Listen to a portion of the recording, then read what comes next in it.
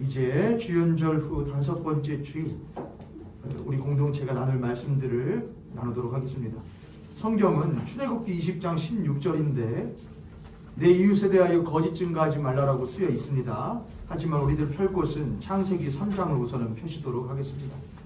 창세기 3장입니다. 말씀을 전하는 과정 가운데에 봉독할 곳들이 있으면 함께 봉독하도록 하고 창세기 3장은 우선은 펴주시도록 하겠습니다. 오늘 10계명 강의의 33번째 시간입니다. 제 9계명으로는 4번째 시간이 되겠습니다. 오늘 이웃의 회복 그리고 고백이라는 제목으로 여러분과 말씀을 나누도록 하겠습니다. 오늘 여러분과 함께 이제 10계명 강의 33번째 시간이고 10계명 가운데의 9번째 계명으로는 이제 4번째 시간을 맞이했습니다. 총 3번의 시간을 했는데 사실은 밑자락을 까는 작업이었어요. 그 밑자락들을 잘만 이해하시면은 이 10계명 강의의 9번째 계명인 내 이웃에 대하여 거짓 증거하지 말라라는 말씀이 어떻게 이해되어져야 되겠구나라는 것을 여러분이 충분히 이해하실 수 있을 거예요. 10계명이라는 것은 새로운 계명이 아니에요. 이스라엘 백성들에게 하나님께서 출애굽하여 2달 있다가 주신 10계명이라는 계명은 새로운 계명이 아니고 본래의 원형이 있습니다. 원래의 모습이 있다는 것이죠. 원래 있던 계명이 있다는 것이죠. 원래의 모습이 있는데 그 모습을 잃어버렸고 변형되었고 또한 변질되고 왜곡되어져 버리기 때문에 잊고 살던 이스라엘 백성들에게 다시금 너희들이 잊고 살았던 원형이 무엇인지를 10가지의 계명으로서 하나님께서 알려주신 것이지 처음 주신 것이 절대로 아니라는 것이죠. 그래서 우리는 그 계명을 다시금 원래 그럼 그 10계명의 원형이 무엇이냐를 찾으려면은 어디로 가야 된다? 그렇죠. 창세기로 가야 된다 했습니다. 그래서 우리는 창세기에서 10계명의 원형을 찾았고 우리가 지금 나누고 있는 9번째 계명의 이웃은 누구인가?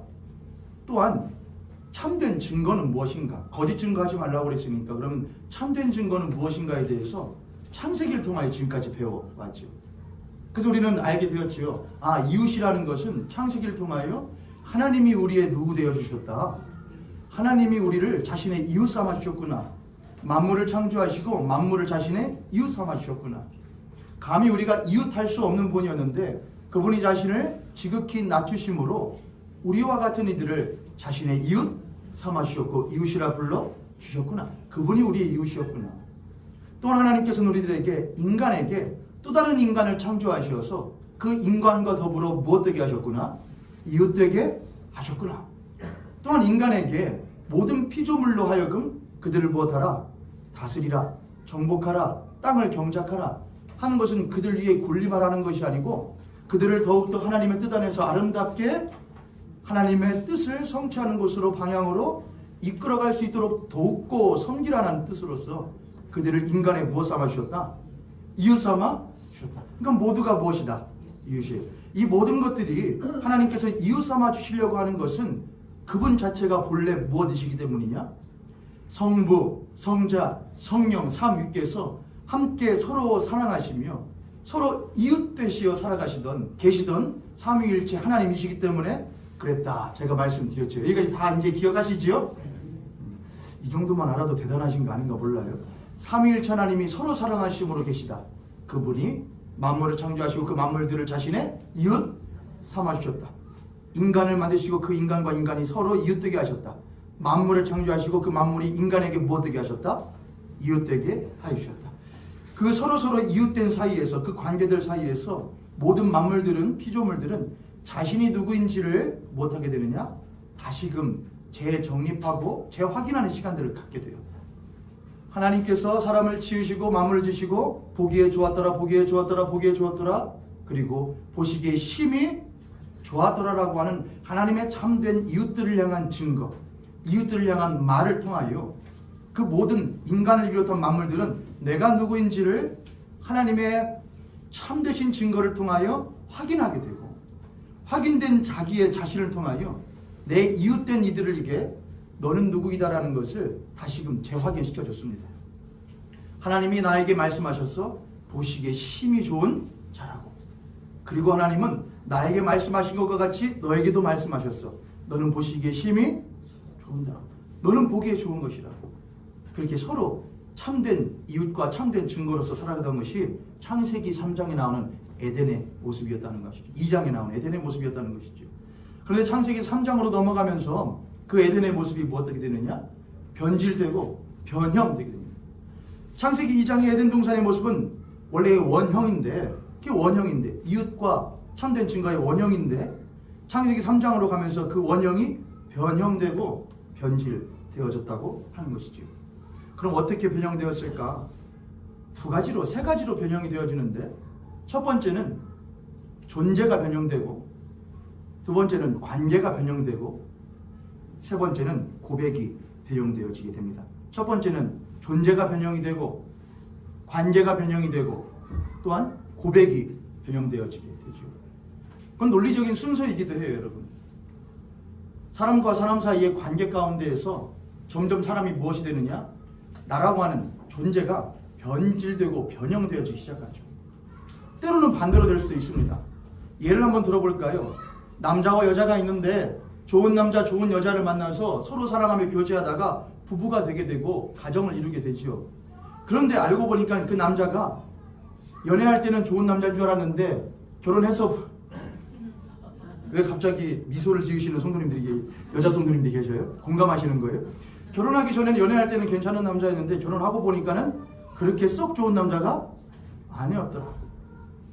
그러면서 관계가 결혼하고 나니까 연애하고는 다르게 삐그덕거리고 비틀어지게 되는 경우도 있죠. 그런 남자인 줄 몰랐는데, 나 이런 사람인 줄 몰랐는데. 그럼 남자는 할 말이 없을까요? 연애할 때는 참 아름다웠고 참 이뻤고 참 그랬는데 결혼하고 나니까 뭐지더라? 야, 마녀가 따로 없더라. 뭐 이런 식으로 하게 되니까. 그럼 이제 근데 그 사람들은 원래 그랬어요. 원래 그런 남자였고 원래 그런 여자였는데 잠시 동안 무엇하고 있다가 잠시 가리고 있다가 본 모습을 드러내는 것 뿐이죠. 근데 그걸 모르는 상태에서 결혼하고 나니까 관계가 무엇하게 되죠? 관계가 틀어지게 되는 것이고, 관계가 틀어지니까 상대방에게 말하는 말이, 고백이 무엇되게 되죠?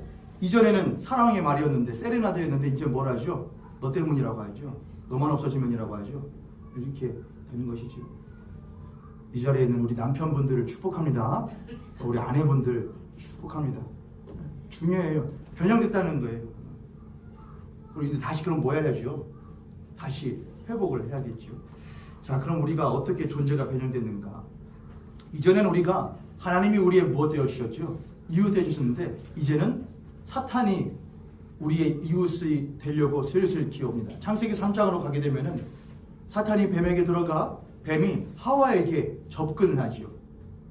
그럼 가만히 보면은 뱀은 하와가 너 가까이 오지 마, 너 나쁜 애 같아 라고 하지 않고 뱀이 자기에게 말하는 것을 전혀 껄끄럽게 생각하지 않았다는 거예요. 우린 그걸 통해서 하와라는 인물이 뱀이라는 존재와 무엇하던 사이였구나. 그렇죠. 낯설지 않은 사이였구나. 그럴 수밖에요. 뱀은 원래 하나님이 지으신 보기에 좋은 존재였으니까요.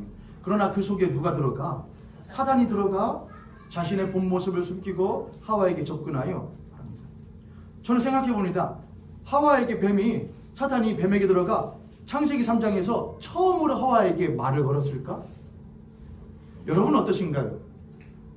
세상이, 또한 마귀가, 사탄이, 세상의 가치관이 여러분에게 한 번 말했을 때 여러분이 그 순간 넘어가시던가요?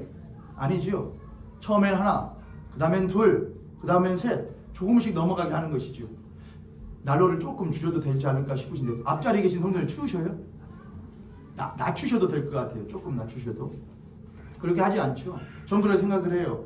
사탄은 뱀에게 들어갔고 그 뱀에 사단이 들어간 뱀은 하와와 밀접한 관계를 지속적으로 유지하면서 하와의 경계심을 무너뜨렸을 거라고 저는 생각을 해요. 똑같아요. 그러면서 어느새 그 사탄은 하와에게 누가 되어버렸느냐? 이웃이 된 것이죠. 이웃이 된 거예요. 하나님이 본래 이웃 되셨는데 사탄이 가까이 와 하와라 하여금 내가 너의 뭐야? 이웃이라고 하는 신뢰감을 준 것이죠.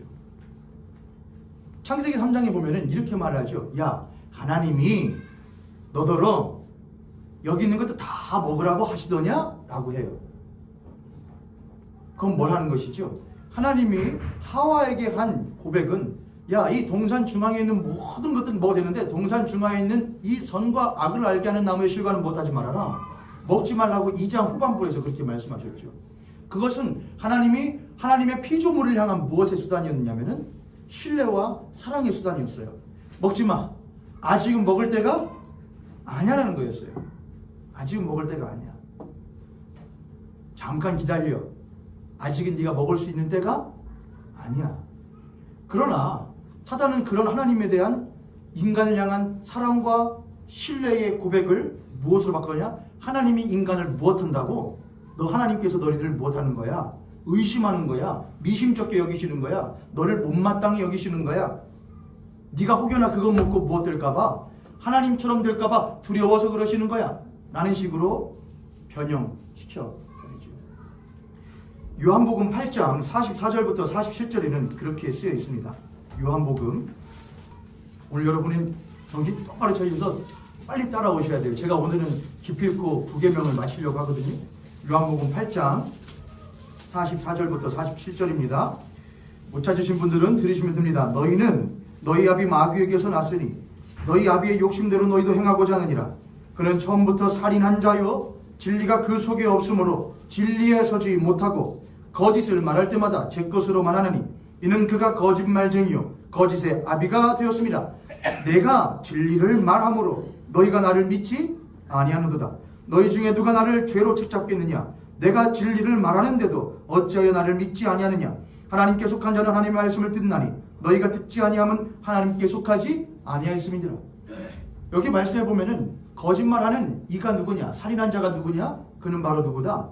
사탄이다. 마귀에 대한 이야기를 합니다.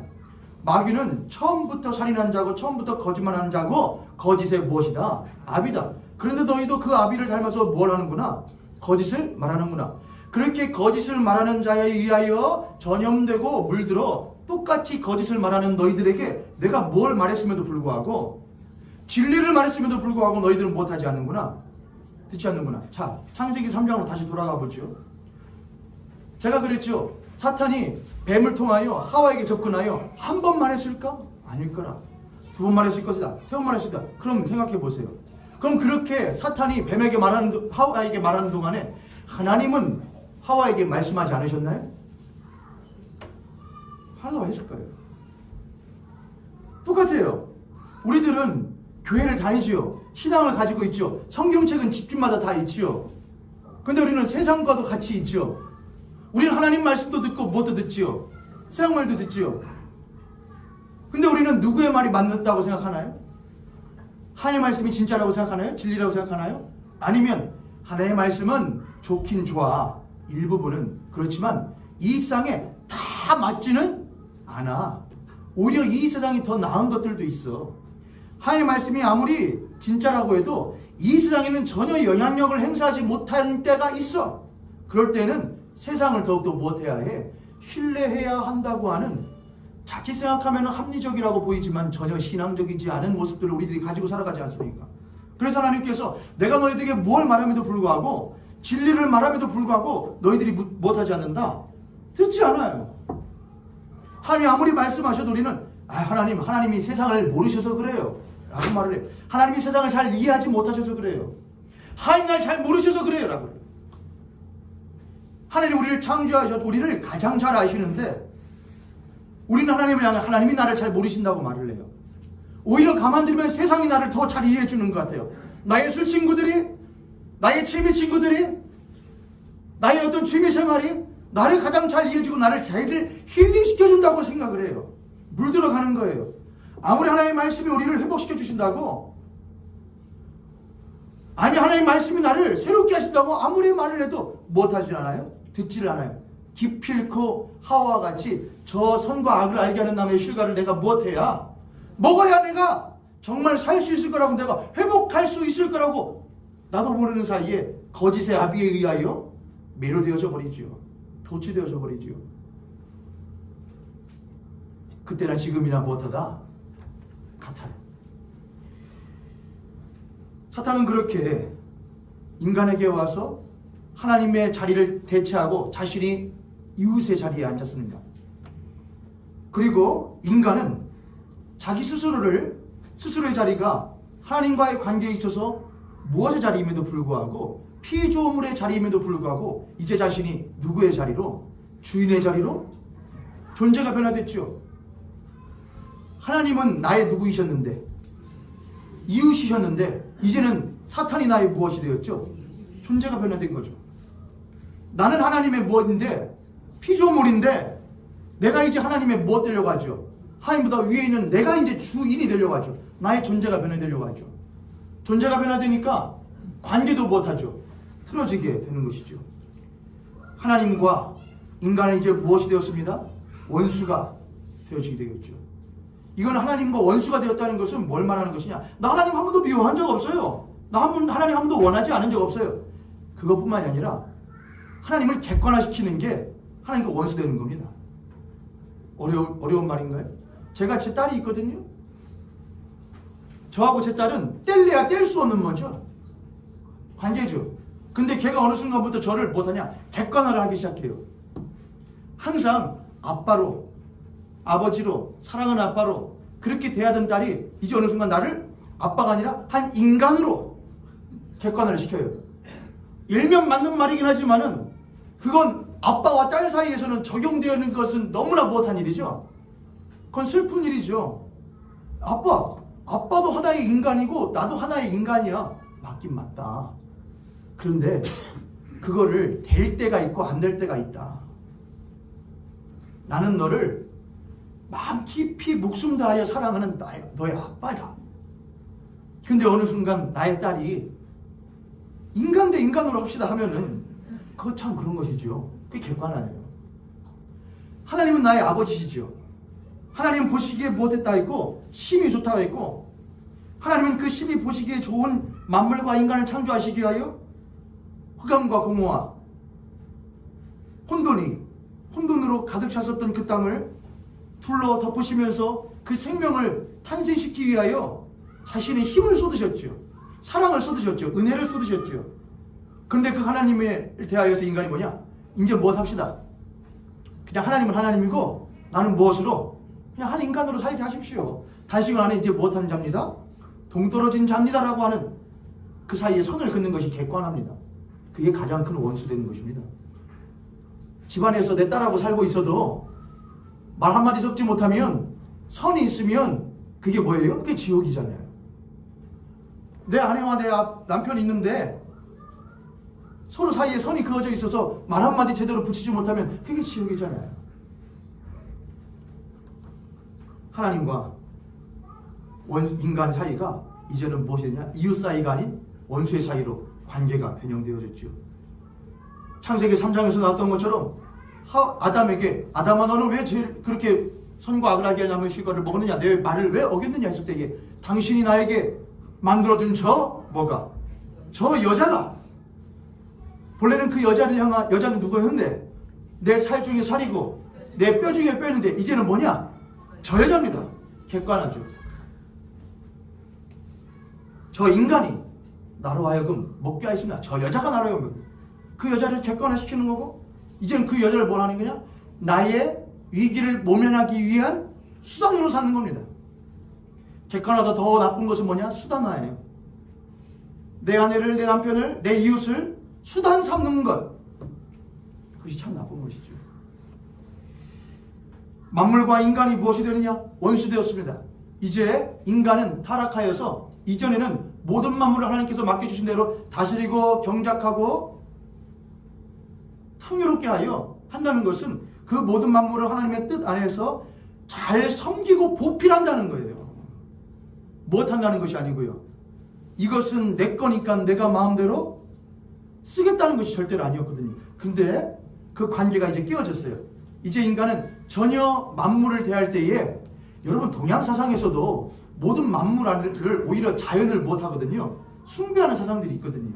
야, 자연은 보통 것이 아니야. 뭔가 신기한 우주의 어떤 기라고 하는 것이라 또는 흐름이라는 것이 있고, 그 모든 것들이 만물 안에도 못하는 것 같아. 움직여 오행설 같은 거죠. 음양 오행설 같은 거. 동양 사상들 참 대단한 것 같아요. 그러나 서양은 그렇지 않아요. 물질주의와 자본주의가 들어올수록 오히려 서양은 그 모든 자연을 뭘로 만들어버리죠? 철저하게 물질로 격화시켜요. 아무것도 없어. 아무것도 없어. 그냥 못하는 거야. 쓰는 거야. 그게 뭐예요? 만물을 인간이 도구화하기 시작했어요. 인간이 하나님을 못하고 객관화시키고 인간이 인간을 못화시키고 수단화하는 인간으로 삼고 만물을 무엇으로 삼는 도구화 삼는 것이 뭐냐? 관계가 다 틀어진 거예요. 관계가 변형된 거예요. 본래는 그랬다 그렇지 않았다. 그렇지 않았었잖아요. 존재가 변형되자 관계가 변형되고 관계가 변형되자 고백이 변형되어져요. 하나님에 대하여 사탄은 거짓말을 말하고 하나님에 대하여 인간도 거짓말합니다. 인간에 대하여 인간이 거짓을 말하고 만물에 대하여 인간도 거짓을 말하게 되는 상황이 되어버리게 된 것이죠.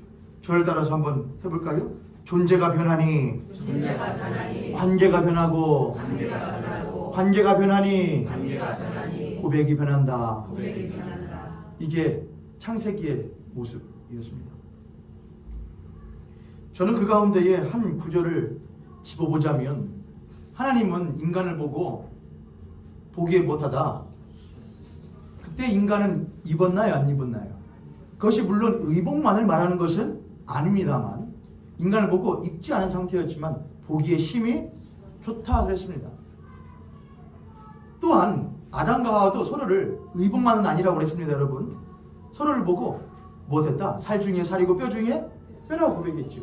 자, 그런데 사탄은 와서 뭐라고 말한 것이냐? 야, 너 부족한 거야. 너 그렇게 하는 거 부끄러운 거야. 라고 말한 거예요. 하나님 뭐라고 말했는데 야, 보기에 좋다 야 하셨는데 사탄은 와서 그러냐? 너 부족한 거야. 그게 너 그게 부끄러운 거야. 뭐 해야 돼? 그러니까 먹고 부족한 걸 채워야 해. 그걸 먹고 지혜로워져서 부끄러운 걸 가려야 해. 라고 말한 거예요. 근데 그 말 가만 들어보면은 꼭 우리들에게 하는 말 같아요. 하나님 우리를 보시고 넌 보기에 힘이 좋아. 원준아 너는 보기에 힘이 좋아. 근데 우리는 가만히 생각하면은 난 좀 부족한 것 같아. 뭘로 채우실래요? 그래서 세상은 말을 하죠. 너 부족한 것 같아. 누구에 비하여? 물질이 부족한 것 같아? 가정의 형편이 부족한 것 같아? 이웃이 부족한 것 같아? 학력이 부족한 것 같아? 외모가 부족한 것 같아? 외모가 부족한 것 같아? 네? 부족하다고 계속 말해. 야, 너 그거 못한 거야? 그거 부끄러운 거야? 수치스러운 거야? 그러니까 네가 창피를 당하는 거야. 그래서 우리는 그걸 어떻게 해서든지 못하기 위하여 메꾸고 가리우기 위해서 힘쓰고 있어요. 그게 선과 악을 알게 하는 실과를 먹는 것이나 다름없어요. 그런 하나님은 선과 악을 알게 하는 실과를 먹지 말고 야, 뭘 먹어라 하시느냐? 생명나무를 우리에게 주시는 거예요. 그 생명나무는 십자가에 달리신 예수 그리스도를 말해요. 우리는 부끄럽고 전혀 부족해서 우리는 뭘로 메꿀까 뭘로 채울까 하는데 세상은 이것으로 채워봐, 이걸로 메꿔봐, 이걸로 가려봐, 더 좋은 명품으로, 더 좋은 메이커로 가려봐. 그럼 넌 더 좋은 사람 될 거야. 더 나은 사람 될 수 있을 거야. 성경 그렇게 말하지 않아요. 누구를 믿으라? 주 예수를 믿으라. 그렇게 하래. 주 예수를 믿으라. 그리하면 너와 내 집이 구원을 얻으리라. 그걸 먹어도, 그걸 가려도, 그걸 입어도, 그걸 가져도 너는 구원받지 못해. 왜냐? 그걸로 너의 존재를 변화시킬 수 없기 때문에 그래. 네가 물질 가지고 관계를 어느 정도 완화시킬 수 있겠지, 완화시킬 수도 있겠지, 사줄 수도 있겠지, 입혀줄 수도 있겠지. 내가 입혀줬으니까 나 좋은 남편이지? 좋은 아내지? 그러나 존재는 전혀 변하지 않아요. 언제까지 갖다 줄 건데요? 언제까지 사다 바칠 건데요? 세상은 다 알아요. 거짓이라는 걸요. 성경은 진리를 말을 해요. 주 예수를 믿으라. 그리하면 너희들이 새로운 피조물이 된다. 고린도후서 5장이에요. 새로운 피조물이 되는 거예요. 존재가 변해야 관계가 변하는 것이고 관계가 변해야 무엇이 변하는 것이냐? 고백이 변하게 되는 것이죠. 할렐루야. 아멘. 우리는 이제 그럼 원형이 있었는데 그 원형이 변형이 되었고 변질이 되었고 그럼 그대로 둘 것이냐? 하나님은 그렇게 원하지 않으셨다는 것이죠. 하나님은 그 변형된 것을 다시 원형으로 회복시키기를 원하셨습니다. 어떻게 하셨을까? 요한복음 1장입니다. 요한복음 1장 1절부터 보면 그렇게 쓰여 있습니다. 태초에 말씀이 계시니라. 이 말씀이 하나님과 함께 계셨으니 이 말씀은 곧 하나님이시니라.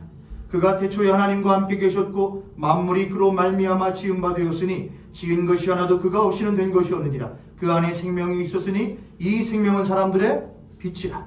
빛이 어두움에 빛이 돼. 빛이 어두움에 빛이 돼. 이 요한복음 1장의 말씀은 창세기 1장의 말씀의 재현이에요. 창세기 1장의 말씀은 태초에 하나님이 천지를 창조하시니라. 빛이 있으라 하시며 모든 만물을 창조하셨던 그 원형의 창조가 변형되어지고 변질되어버린 것을 누구를 통하여? 참빛 되시는 예수 그리스도가 이 땅에 무엇하심으로? 오심으로 발하여지심으로 말미암아 다시금 창조가 일어나게 되는 사건을 말하는 것이 바로 이 요한복음 1장의 말이에요.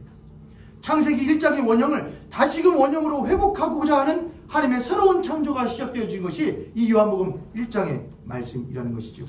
하나님의 새로운 창조의 빛이 있으라 하셨던 그 말씀이 예수 그리스도를 통하여서 세상 가운데 다시금 비추어지고 외치어지게 된 것이죠. 어떻게 해서 원형으로 돌아가느냐? 첫 번째는 누구로 인하여? 하나님의 은혜로 인하여 예수 그리스도의 오심으로 인하여 그 원형으로 회복되어 주시다. 인간으로서는 잃어버리고 깨어질 수는 있어요. 예를 들어볼까요? 제 딸 아이가 하임이니까, 하임아 너 저거 저 도자기 비싼 거야. 저거 아빠가 당근에서 10만 원 주고 산 거야. 원래는 100만 원짜리인데 저 비싼 거다 너 저거 조심해라 했는데 걔가 가만둬야 안 돼요. 안 두고 뭐 이렇게 돌려보다가 탱그랑 깨뜨려. 걔는 뭐 할 수 있는 능력은 있지만 부수고 깨뜨릴 능력은 있지만 뭐 할 수 있는 능력은 없어요. 그거 붙일 능력도 없고 갚을 능력도 없어요. 요건 작은 예고, 하나님이 창조하신 것을 인간이 못한 건 깨뜨리는 것은 한순간이에요. 그러나 인간은 못할 수는 없느냐? 복구시킬 수 있는 능력은 전혀, 존재를 변화시킬 수 있는 능력도 없고 관계를 변화시킬 수 있는 능력도 없고 고백하는 것을 다시 회복할 능력도 인간에게는 있다 없다? 없어요. 그러므로 오직 그 방법은 누구로부터 와야 되는 것이냐? 하나님으로부터 와야 되는 것이죠. 하나님이 다시 하셔야 돼요. 인간은 원할 수는 있어요. 고치고 싶어, 다시 회복하고 싶어, 다시 돌아가고 싶어. 하지만 인간에게는 그렇게 돌아갈 수 있는 능력이 없단 말이에요. 사단은 지금도 거짓말을 해요. 할 수 있어. 돌아갈 수 있어. 예전에 좋은 모습 돌아갈 수 있어. 가지면, 이루면, 꿈을 이루면, 소유하면, 높은 자리에 올라가면 다시 회복할 수 있어. 너 더 좋은 사람 될 수 있어. 행복할 수 있어 라고 말해요. 그러나 성경은 그렇게 말해요. 너는 깰 수는 있어. 부술 수는 있지만 못할 수는 없어. 고칠 수는 없다. 그럼 어떻게 해요? 내가 할게. 그래서 하나님은 다시 예수 그리스도의 자신의 독생하신 아들을 통하여 빛을 보내셔요. 참빛 곧 세상에 와서 각 사람에게 비추는 빛을 비춰주셔요.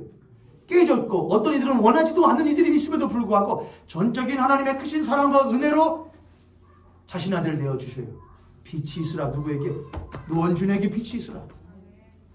빛이 있으라. 누구에게?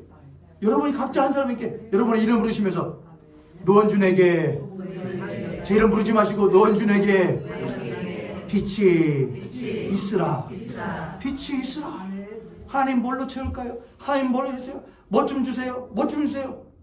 그렇게 원할 시간에 원할 그 횟수에 차라리 하나님 당신으로 가득 채워주세요. 좀 당신의 사랑으로 채워주세요. 은혜로 채워주세요. 빛이 있으라 하시면 주세요. 그럼 내가 무엇하리라? 새롭게 되리라. 고린도후서 5장으로 가십니다. 고린도후서 5장 17절 말씀 한 번만 읽어볼까요? 고린도후서 5장 17절 말씀입니다. 그런즉 누구든지 그리스도 안에 있으면 새로운 피조물이라. 이전 것은 지나갔으니 보라 새 것이 되었도다. 할렐루야. 그런즉 누구든지 그리스도 안에 있으면 새로운 피조물이라. 이전 것은 지나갔으니 보라 새 것이 되었도다. 누가 하시는 말씀이야? 하나님 우리에게 하시는 말씀, 해주시는 말씀이에요. 근데 말씀해 볼까요? 고린도 후서를 쓰던 이 상황에 예수를 믿는 이들이 그 땅을 다스리고 있던 로마의 황제만큼이나 높았느냐? 로마의 황제만큼이나 가졌느냐? 로마의 황제만큼이나 누렸느냐? 전혀 그렇지 않았거든요. 그런데 그런 이들에게 하나님 말씀하셔요. 야, 그런즉 누구든지 누구 안에 있으면, 그리스도 예수 안에 있으면 뭐라? 그런 것들과 비교할 수 없는 새로운 피조물이라. 어떤 피조물이에요? 하나님을 아버지라 부를 수 있는 피조물이라 이거예요. 주 예수 그리스도를 주로 모실 수 있는 피조물이라 이거예요. 내 이웃을 이웃이라 부를 수 있는 피조물이라 이거예요. 만물 이제는 군림하는 자가 아니고 만물을 회복시키는 피조물이라 이거예요. 새 것이라 이거예요. 누가 삼아주시나? 하나님이 우리로 하여금. 누구를 통하여? 그리스도 예수 안에 있으면 예수 그리스도를 통하여. 할렐루야. 예수 그리스도를 통하여서 우리는 그 존재가 회복되어지는 거예요. 새롭게 되어지게 되는 거예요. 존재가 회복되면 뭐가 회복돼요? 관계가 회복된다. 존재가 회복되면 관계가 회복되는 거예요. 에베소서 2장 볼까요? 고린도후서는 5장은 딱 책갈피 하나 끼워 놓으세요. 그리고 에베소서 2장으로 가보세요. 11절부터 16절. 에베소서 2장 11절부터 16절. 제가 천천히 읽을 테니까 여러분 한번 잘 보세요. 존재, 관계, 고백 생각하고서는 한번 보세요. 그러므로 생각하라. 너희는 그때에 육체로는 이방인이요 손으로 육체에 행한 할례를 받은 무리라 칭하는 자들로부터 할례 받지 않은 무리라 칭함받던 자들이었다. 그때에 너희는 그리스도 밖에 있었고 그리스도와 아무런 관계가 없던 자들이었고 이스라엘 나라와는 아무런 관계가 없는 자들이었다. 약속의 언약들에 대해서는 바깥 관계없는 자들이었고 세상에서는 소망이 없는, 또한 하나님도 없는 자들이었다. 그게 변형되어진 모습이었다 이것이죠. 그러나 이제는 전에 멀리 있던 너희가, 하나님과 멀리 떨어져 있던 너희가 그리스도 예수 안에서 그리스도의 피로 무엇하여졌느니라? 가까워졌을 뿐만이 아니라 그 예수 그리스도가 우리 안에 들어와 우리가 그 안에 있어 하나가 되었음을 말하는 것이. 할렐루야. 14절. 그는 우리의 화평이신지라 둘로 하나를 만드사 원수된 것 곧 중간에 막힌 담을 십자가에서 자기의 육체로 허무시고 법조문으로 된 계명의 율법을 폐하셨으니 이런 이 둘로 자기 안에서 한 세 사람을 지어 화평하게 하시고 또 십자가로 이 둘을 한 몸으로 하나님과 화목하게 하려 하심이라. 원수된 것을 십자가로 소멸하시고. 할렐루야. 무엇에 대한 이야기가 나오죠? 너는 무엇이 되었다? 그리스도 예수 안에서 그리스도의 피로 새롭게 되었다. 예수 그리스도를 통해 하나님께서 너희를, 하나님과 원수되었던 너희를 무엇하게 하셨다? 화목하게 하셨다. 이제는 하나님과 무엇 지간이었는데 원수 지간이었고 하나님과 멀리 돼서 하나님을 객관화시킨 존재였는데 이제는 그를 객관화시킬 수가 없어. 하나님 나에게 다른 분이 아니라 이거예요. 나와 관계없는 분이 아니라 이거예요. 그분과 내가 관계가 없으면 나는 아무것도 아니라 이거예요. 그게 나의 그리스도인이에요. 난 하나님을 죽었다 깨라도 그분은 그분이고 나는 나야라고 말할 수 없다는 거예요. 당신이 계심으로 내가 있고 당신의 노래가 있으므로 나는 부릴 수 있다 이거예요. 빛이 없으면은, 주님이 없으면 나는 아무것도 아니라 이것이죠. 그게 존재가 변하는 것이고 하나님과의 관계가 어떤 거냐? 회복되어지게 되는 것이죠. 할렐루야. 관계가 회복되면 뭐가 변화돼요? 고백이 변화되게 되는 거예요. 이제는 하나님 믿었다고 해도 뭐라고 말하느냐? 하나님 왜 더 안 채워줘요? 하나님 왜 더 좋게 안 해줘요? 언제까지 이 상태로 둘 거예요? 라고 말했는데 이제는 그분이 나의 아버지신데 그분이 나를 잘 아시지 않냐? 혹 나의 삶이 그러하실지라도 그러할지 몰라도 하나님은 나를 잘 아시며 나를 인도하시는 분임을 나는 절대로 못하지 않는다. 나는 의심치 않는다. 욥의 고백과 같이 할 수 있다는 것이죠. 그것이 오늘날 우리들이 회복해야 될 고백인 줄 믿습니다. 인간의 존재를 회복시키시고 예수를 통하여 하나님과의 관계를 회복시키시고 예수 그리스도를 통하여 우리의 입술의 고백을 회복시키시고 예수 그리스도를 통하여 뭘 한 번 더 회복되어야 되는 게 있어요. 여러분 뭐가 있어요? 만물과의 관계. 저는 이게 참 중요해요. 만물과의 관계가 회복되는 게. 고린도후서 5장 우리가 아까 책갈 펴놨지요. 고린도후서 5장 다시 가보시면은 고린도후서 5장 18절부터 20절이에요. 모든 것이 하나님께로 났으며 그가 그리스도로 말미암아 우리를 자기와 화목하게 하시고 또 우리에게 화목하게 하는 직분을 주셨으니 곧 하나님께서 그리스도 안에 계시사 세상을 자기와 화목하게 하시며 그들의 죄를 그들에게 돌리지 아니하시고 화목하게 하는 말씀을 우리에게 부탁하셨느니라. 그러므로 우리가 그리스도를 대신하여 사신이 되어, 사신은 뭐죠? 대사죠, 대사.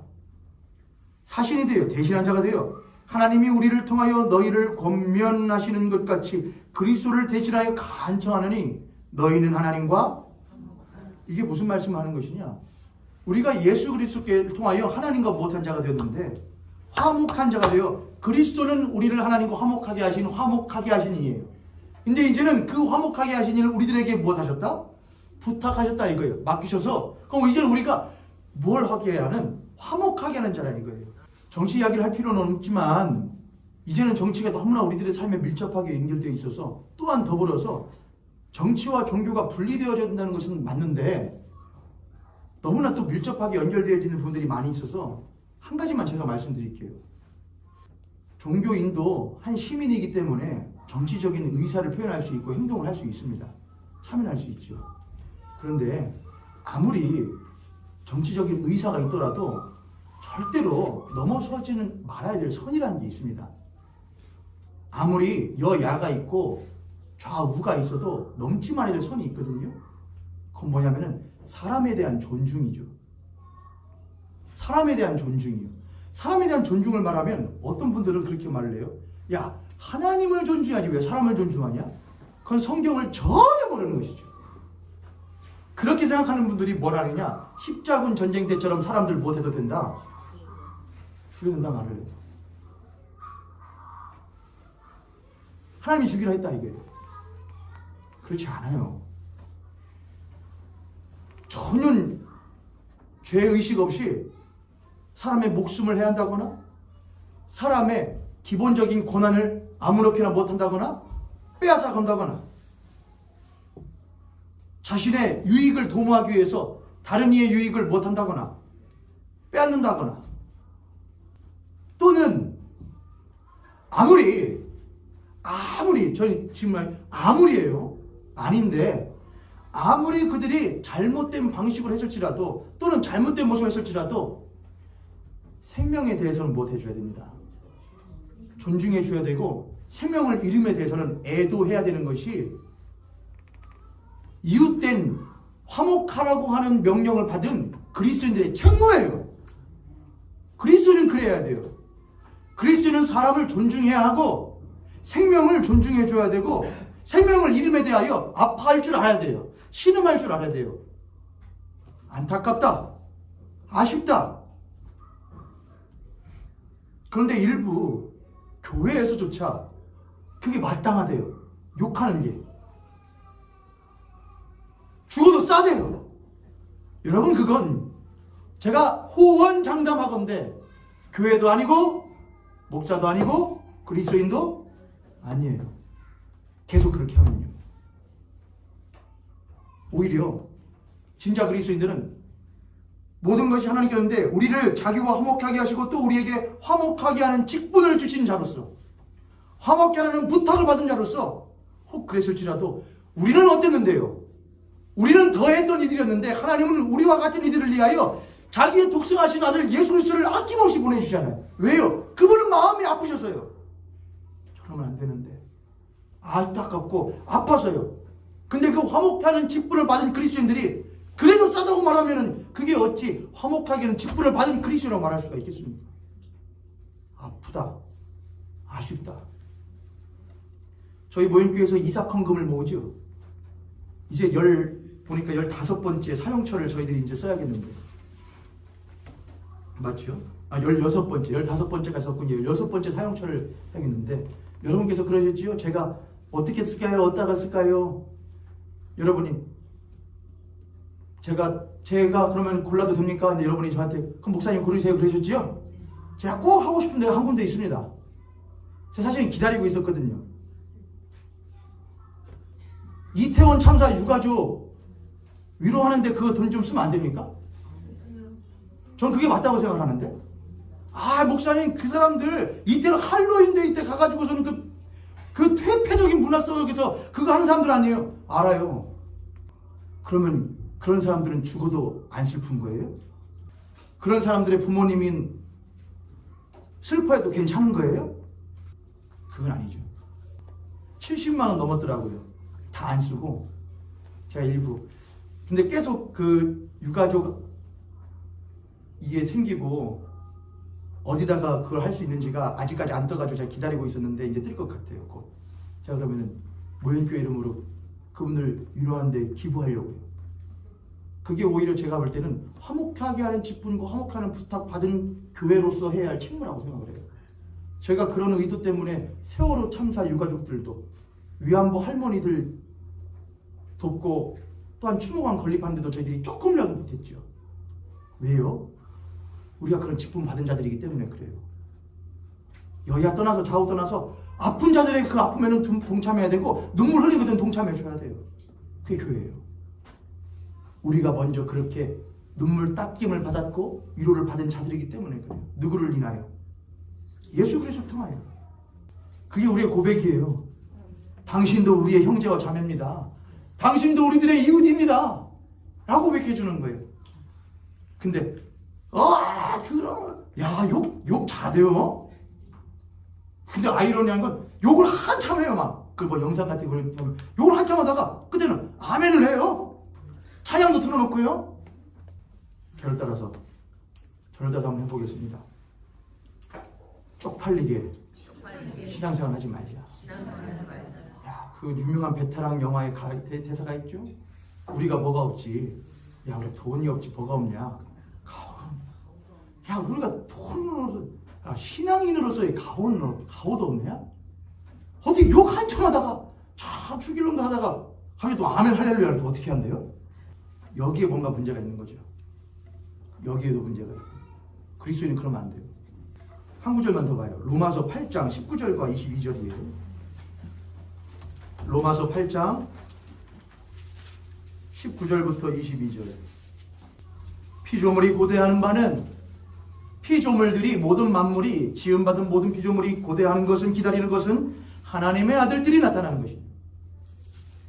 피조물이 허무한데 굴복하는 것은 자기 뜻이 아니고 오직 굴복하게 하시는 이로 말합니다. 그 바라는 것은 피조물도 썩어지며 종노릇한 데서 해방되어 하나님의 자녀들의 영광의 자유에 이르는 것이라. 이거 뭘 말하는 겁니까? 피조물들이 누구를 기다린대요? 하나님의 아들들이 나타나는 기다린대요. 하나님의 아들이라고 그랬어요? 하나님의 아들들이라고 그랬어요? 하나님의 아들이라고 했다면 주 예수 그리스도를 말씀하시는 것이죠. 하나님의 아들들이라고 한다면 주 예수 그리스도로 말미암아 거듭난 우리를 말하는 겁니다. 우리가 나타나는 거예요. 왜요? 이들은 기억한다 이거예요. 피조물들은요. 처음 원형일 때는 주님 명령 받은 대로 우리가 더욱더 주님 뜻 안에서 모든 만물들이 더욱더 잘 되어지도록 섬기고 보필해 주던 인간이 이제는 자기들이 주인인 줄 알고 착각하여 허무한데 굴복하게 만든다 이거예요. 인간이 만물의 영장이면은 영장 노릇을 해야 영장이죠. 그렇죠 여러분? 근데 인간이 만물의 영장이라 놓고 만물을 못하면은 만물을 부수고 깨부수고 파괴시키면은 영장 노릇하는 것이 아니에요. 아니라 그러죠. 저도 할 말이 별로 없어요. 저도 그래도 꼬박꼬박 일회용컵 쓰거든요. 안 써야 되는데 작은 거라도 해보시게요. 그게 우리의 고백이에요. 그래, 만물도 우리가 살려야 되는 우리의 이웃들이지. 어떻게 그들을 섬기고 돌볼까? 그래야 우리들의 후대에게 뭐 해줄 수 있을까? 넘겨줄 수 있을까를. 그들은 그럼 기억하는 거예요. 우리의 신앙의 부모가 만물을 이웃삼아 어떻게 고백했는지를 그들은 신앙의 부모의 삶을 통하여 보고 듣고 그렇게 살아갈 수 있게 되는 거예요. 그렇게 우리를 원형으로 다시금 우리의 존재와 관계와 또 우리들의 고백을 회복시켜 예수 그리스도 통해 회복시켜 주셨음에도 불구하고 여전히 그 싸움은 진행되고 있습니다.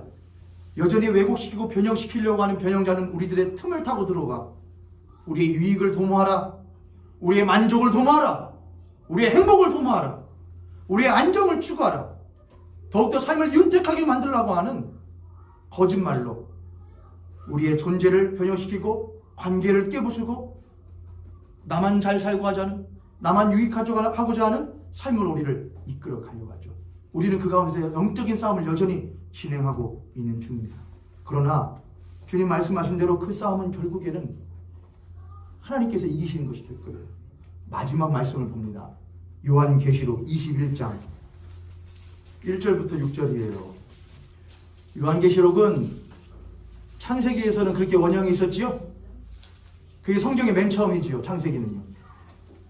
요한계시록은 성경의 맨 마지막이지요. 처음에 원형이 어떻게 변형되어졌고 예수 그리스도로 말미암아 어떻게 회복되어졌는지, 그리고 이제 뭐냐? 원형을 넘어, 처음에 그 원형을 넘어 에덴을 넘어예요. 하나님이 원하시는 모습이 무엇인가가 이 바로 요한계시록 21장이었어요. 또 내가 새 하늘과 새 땅을 보니 처음 하늘과 처음 땅이 없어졌고 바다도 다시 있지 않더라. 또 내가 보매 거룩한 성 새 예루살렘이 하나님께로부터 하늘에서 내려오니 그 준비한 것이 신부가 그 남편을 위하여 단장한 것 같더라. 내가 들으니 보좌에서 큰 음성이 나서 이르되 보라, 하나님의 장막이 사람들과 함께 있음에 하나님이 그들과 함께 계시니라. 그들은 하나님의 백성이 되고 하나님은 친히 그들의 아버지와 하나님이 되어 그들과 함께 계셔서 모든 눈물을 그 눈에서 닦아주시니 다시는 사망이 없고 애통하는 것이나 곡하는 것이나 아픈 것이 다시 있지 아니하리니 처음 것들이 다 지나갔음이로라. 보좌에 앉으시니가 이르되 보라, 내가 만물을 새롭게 하노라 하시고 또 이르시되 이 말은 신실하고 참되니 기록하라 하시고 또 내게 말씀하시되 이루었도다. 나는 알파와 오메가요 처음과 마지막이라. 내가 생명수 샘물을 목마른 자에게 값 없이 주리니. 원형이 있었고 변형되어진 것을 하나님께서는 원형을 회복을 하셔요. 하지만 하나님이 원하시는 것은 그 원형 너머예요. 에덴이 아니에요. 에덴은 못했거든요. 에덴은 깨어졌었거든요. 원형을 넘어 그게 뭐예요? 새 하늘과 새 땅. 새 하늘은 신천지 생각나시죠? 그건 나쁜 게 아니에요. 근데요, 좋은 말을 갖다 써서 그렇지, 걔네들이. 새 하늘과 새 땅이라는 것은 하나님께서 다스리시는 원형을 넘어 하나님을 찬양하며 하나님이 온전한 하나님이 우리들에게 아버지와 주로서의 존재로서 계시고 우리는 그의 종으로서 피조물로서의 자리를 지키고 존재로서 있고 그분과의 관계가 다시금 회복되고 그 사이에서 못하는 것, 하나님을 향한 우리들의 고백이 이루어지고 우리를 향한 하나님의 고백이 못하여지는 이루어지는 것이 뭐냐? 새하늘 땅입니다. 그것이 오늘날 이 땅에서의 우리 그리스도들의 삶에서도 조금씩 이루어져야 돼요. 그게 하나님 나라를 맛보며 사는 삶이에요. 만물을 나를 못하게 하셨지, 새 피조물 되게 하셨지, 새 것이지. 내가 먼저 손 내밀고, 내가 먼저 섬겨주고, 내가 먼저 이해하는 것으로 내 이웃과의 화목을 도모해야지. 만물을 섬겨야지. 그렇게 하며 하나님께 나에게 고백하시는 성경 말씀들을 차곡차곡 쌓고 그 고백을 나의 심령에게 읽혀주고 말해주고 세상에 말하는 것보다도 하나님 나에게 뭐라 말씀하신지를 그 고백을 내 마음에 담아두고 살아갈 때에 우리는 우리의 삶 가운데에서 작으나마 적게나마 하나님의 나라를 지금 내가 이 땅에서 이만큼 누리는 것도 그렇게 감사하고 은혜스러운데 그 영원한 새하늘과 새 땅은 얼마나 그럴까? 하나님은 나에게, 나 같은 자에게 그러한 나라를 주시기로 약속하셨다는 것은 얼마나 큰 은혜인가를 우리는 감사하며 살아갈 수 있게 될 것이에요. 할렐루야. 아멘. 우리 옆에 손님 앞에 손님 보시고 우리 그렇게 한번 축복하도록 하겠습니다. 우리 지금은 조금 힘들지라도 그 하나님의 뜻을 우리도 꿈꾸며 살아갑시다. 할렐루야.